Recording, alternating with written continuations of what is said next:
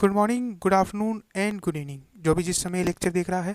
Now आज हम start करेंगे अपना लेक्चर नंबर 6। और आज हम जो इंटरेस्ट ऑन ड्राइंग का पार्ट जो पहले पेंडिंग रह गया था लेक्चर नंबर 5 में, उसी को आज हम कंटिन्यू करने वाले हैं। तो चलिए स्टार्ट करते हैं अपना आज का लेक्चर। लेकिन उससे पहले मैं आपसे रिक्वेस्ट करूंगा कि हमारे चैनल को अगर अभी तक आपने सब्सक्राइब नहीं किया है तो नीचे लाल कलर का बटन है, उसे प्रेस करिए और सब्सक्राइब कर लीजिएगा। साथ ही साथ बेल आइकन भी दबा लीजिएगा ताकि आने वाले अगले हर एक वीडियो की नोटिफिकेशन आपके पास आती रही। साथ ही साथ इस वीडियो को एंड तक देखिएगा ताकि आपको सारी चीज़ें समझ में आए अच्छे से। तो चलिए स्टार्ट करते हैं अपना वीडियो और समझते हैं इंटरेस्ट ऑन ड्राइंग का नेक्स्ट और लास्ट वाला मेथड, एवरेज पीरियड मेथड। इससे पहले हमने दो मेथड सीख लिए थे। पहला था सिंपल मेथड और दूसरा जिसका नाम था प्रोडक्ट मेथड। ये दो मेथड हमने देखे थे। इससे आई होप इसे जो रिलेटेड क्वेश्चंस है वो भी आपने किए होंगे। बट अब हम थर्ड नंबर के मेथड पे स्टार्ट करने वाले हैं जिसका नाम है एवरेज पीरियड मेथड। नाउ ये मेथड क्या होता है, इसमें देखिए दो चीज़ें आपको ध्यान में रखनी होगी तभी एवरेज पीरियड मेथड लगाया जा सकता है। पहला है कि ड्राइंग जो है वो यूनिफॉर्म है। ड्राइंग यूनिफॉर्म होने का मतलब क्या है कि हर महीने आप एक जो अमाउंट है वो ड्रॉ कर रहे हैं। और दूसरा जो इसमें कंडीशन है वो है कि दो ड्राइंग के बीच में जो गैप है वो भी सेम होना चाहिए। यानी कि अगर आप मंथली कर रहे हैं तो मंथली करिए, अगर आप बाई मंथली कर रहे हैं यानी कि अगर आप 2 मंथ में एक बार कर रहे हैं तो वो 2 महीने में होना चाहिए। पूरे साल भर उसी तरीके से आपको यूनिफॉर्मली करना पड़ेगा, तब जा करके आप एवरेज पीरियड मेथड लगा सकते हैं। इससे असर कैसे करना है, इसे आपको देखिए, मान लीजिए एक तो आपको हो सकता है कि 12 मंथ्स के लिए आप ड्राइंग कर रहे हैं, तो एक तो प्रोडक्ट लगाना यानी कि हर महीने का आपको शीट बनाना और फिर उसको महीने निकालना, 12, 11, 10, 9, 8, 7, 6, 5, 4, 3, 2, 1 और फिर उसको मल्टीप्लाई करके टोटल करके और फिर इंटरेस्ट निकालना। तो ये बहुत लंबी प्रोसीजर हो जाती है और इसको एकदम शॉर्ट में किया गया है। अगर आप ये दो कंडीशन सेटिस्फाई कर लेते हैं, कौन कौन सी, ड्राइंग यूनिफॉर्म है, उन दोनों के बीच का इंटरवल जो है, गैप जो है वो भी एकदम यूनिफॉर्म है, तो आप लगा सकते हो। अब ये फॉर्मूला कैसे लगाना और क्या इसमें करना है, तो ये इस तरीके से करना है आपको कि सबसे पहले आपको टोटल ड्राइंग ले लेनी है। टोटल ड्राइंग का मतलब हो गया कि आपने इस साल कितनी की है। जैसे अगर आप बात करें कि अब आप हर महीने 10,000 की कर रहे थे, ठीक है, आप हर महीने 10,000 की ड्राइंग कर रहे हैं। अगर 10,000 की ड्राइंग कर रहे हैं तो फिर आपको क्या करना है, 10,000 इंटू 12, तो टोटल ड्राइंग जो आपकी हो जाएगी वो हो जाएगी 1,20,000। इस तरीके से आपको टोटल ड्राइंग ले लेनी है। रेट ऑफ इंटरेस्ट, जो भी रेट ऑफ इंटरेस्ट है वो आपको लेना है और लास्ट में आपको एक फैक्टर से मल्टीप्लाई करना है। ये फैक्टर है, अगर आप हर महीने के शुरुआत में पैसा निकाल रहे हो तो 6.5 मल्टीप्लाई बाई 12। चलिए इसको एक एग्जांपल लेते हैं कि मान लीजिए कि आप हर महीने कुछ ड्राइंग कर रहे हो जिससे कि आपकी टोटल ड्राइंग जो है वो 1,00,000 रुपीज़ हो गई, ठीक है। उसमें अगर आप 10% की रेट से, सॉरी 12% की रेट से अगर आप क्या करते हैं कि इंटरेस्ट लगाते हैं तो 12/100 और इनटू आपको फैक्टर से मल्टीप्लाई करना है। अब अगर आप ये ड्राइंग जो है ये हर महीने के शुरुआत में कर रहे हैं, यानी कि आप 1 अप्रैल को ड्राइंग करते हैं, उसके बाद 1 मई को करते हैं, 1 जून को करते हैं, 1 जुलाई को करते हैं, 1 अगस्त को करते हैं, 1 सितंबर को करते हैं, तो ऐसी सिचुएशन में आपको 6.5 से मल्टीप्लाई करना है और डिवाइड बाई 12। 12 क्यों कर रहे हैं, क्योंकि 12 मंथ्स होते हैं, ठीक है। तो 12 से ये आप काट दीजिए 12 को, ये हो गया यहाँ से और ये निकल के आ जाएगा 6,500, ठीक है। तो ये टोटल अमाउंट निकल के आ गया आपका, अगर आप हर महीने के शुरुआत में कर रहे हो, ठीक है। ये फैक्टर कैसे निकला ये भी हम आपको बताएंगे, बट सबसे पहले आपको ये फैक्टर याद कर लेना है अभी के लिए। बाकी मैं आपको बताने वाला हूँ कि ये फैक्टर आप किस तरीके से निकालते हैं।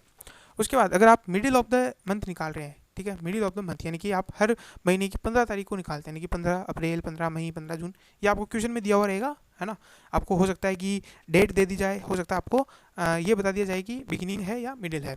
उसके बाद आपको दिखाना है कि अगर एंड है तो आपको किससे मल्टीप्लाई करना है, 5.5 से। तो ये तो हो गया आपको, ठीक है। नाउ नेक्स्ट समझते हैं कि ये अमाउंट ये जो अमाउंट है, ये जो 5.5 है, 6.5 है, ये कैसे निकाला गया। ये निकाला गया इस फॉर्मूले की तरह। ये फॉर्मूला आपको एग्जाम में याद नहीं करना है, आपको केवल 6.5, 5.5 और 6 कैसे याद कर सकते हैं वो चीज़ मैं आपको बता रहा हूँ। ये फॉर्मूला निकाला गया कि सबसे पहले जब आपने ड्राइंग की, पहली ड्राइंग जब आपने की, उसमें आपके कितने महीने बचे हुए थे साल के अंदर, यानी कि अगर आपने 1 अप्रैल को की तो आपके कितने मंथ आउटस्टैंडिंग थे, 12 मंथ्स, ठीक है। और जब आपने लास्ट ड्राइंग की तब आपके कितने महीने लेफ्ट थे, यानी कि अब जब आप लास्ट ड्राइंग करेंगे साल की, आप कब करेंगे, 1 मार्च को, तो आपका 1 महीना रह जाएगा, ठीक है। इन दोनों का आपको जोड़ना है और डिवाइड बाई 2 कर लेना है, दोनों को जोड़ा 13 डिवाइड बाई 2, ये आ गया 6.5। सर ऐसा क्यों हुआ ये भी हम समझते हैं, ये फॉर्मूला जो बना है ये ऐसा फॉर्मूला ही क्यों बना वो भी हम समझ लेते हैं। इसको समझने के लिए थोड़ा सा हम इधर साइड में चलते हैं। मान लीजिए कि हम एक टेबल बना रहे हैं और यहाँ पे अगर हम हर महीने 1000 रुपये निकाल रहे थे, तो यहाँ पे देखिए ये पहली बात कि ये जो 6.5 है इसी तरीके से आप 6 और 5.5 भी निकाल सकते हैं, ठीक है, ये आप निकाल के देखिएगा वो सेम आएगा। अब आप हर महीने 1000 जो है वो ड्रॉ कर रहे थे। जब आप 1 अप्रैल को ड्रॉ कर रहे होंगे, 1 अप्रैल को जब आप ड्रॉ कर रहे होंगे तो आप यहाँ क्या लिखेंगे, 12 मंथ्स लिखेंगे। आप प्रोडक्ट यहाँ पे, सॉरी मैं बताना भूल गया, हम यहाँ लगा रहे हैं प्रोडक्ट मेथड, ठीक है ना। आप यहाँ क्या लिखेंगे, 12 मंथ लिखेंगे। उसके बाद आप लिखेंगे 11, उसके बाद आप लिखेंगे 10, उसके बाद आप लिखेंगे 9, उसके बाद आप लिखेंगे 8, 7, 6, 5, 4, 3, 2 और 1। अब आप इनको मल्टीप्लाई करेंगे और फिर आप इनको करेंगे, ठीक है, टोटल करेंगे और फिर उसके हिसाब से आप इंटरेस्ट निकाल लेंगे। अगर मैं अब आपसे पूछूं कि इनका टोटल क्या होता है, इनका टोटल क्या रहेगा, तो आप क्या कहोगे कि सर इनका टोटल जो है वो 1 2 3 4 5 6 यानी कि 1 से लेकर के 12 तक की हम टोटल कर लेंगे, जो निकल आएगा वो इनका टोटल आ जाएगा, ठीक है। और इनको फिर हम डिवाइड कर लेंगे 12 से, तो ये हमारा एवरेज निकल के आ जाएगा। ये एक हमारा एवरेज का मेथड है।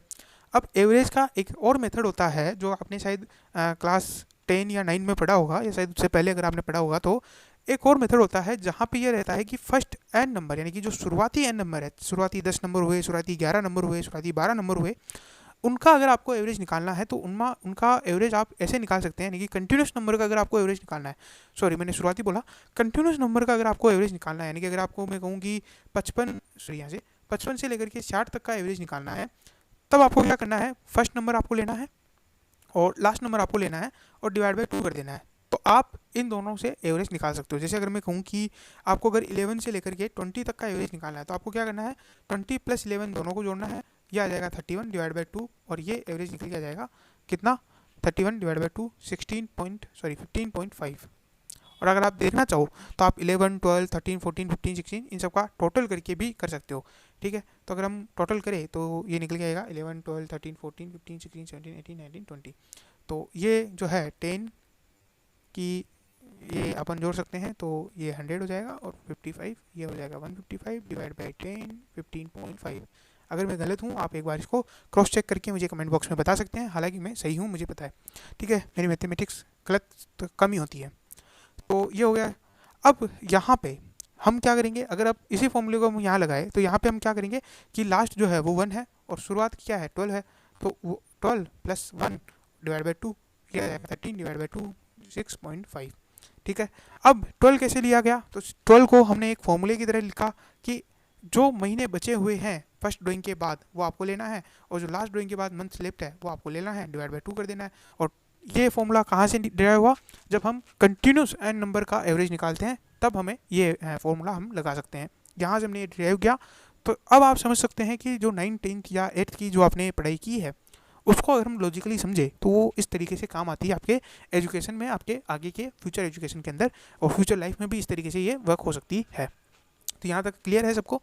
और उसके बाद हम थोड़ा आगे बढ़ते हैं और एक इलस्ट्रेशन देख सकते हैं। ये लिखा हुआ है कि 10,000 पर मंथ आप निकालते हैं जिस पे इंटरेस्ट है 12% पर एनम। तो ऐसी सिचुएशन में आप ड्राइंग का इंटरेस्ट बताइए। तो सबसे पहले बिगिनिंग है, बिल्कुल ईजी है। तो आप यहाँ क्या लिखेंगे, 1,20,000 multiply by 12/100 and multiply by 6.5 divide by 100, sorry divide by 12, 12 से 12 काटो, ये हटाओ, इसको मल्टीप्लाई कर लो 1200 को 6.5 से। मैं मल्टीप्लाई कर नहीं पाऊँगा, ठीक है, चलो करते हैं।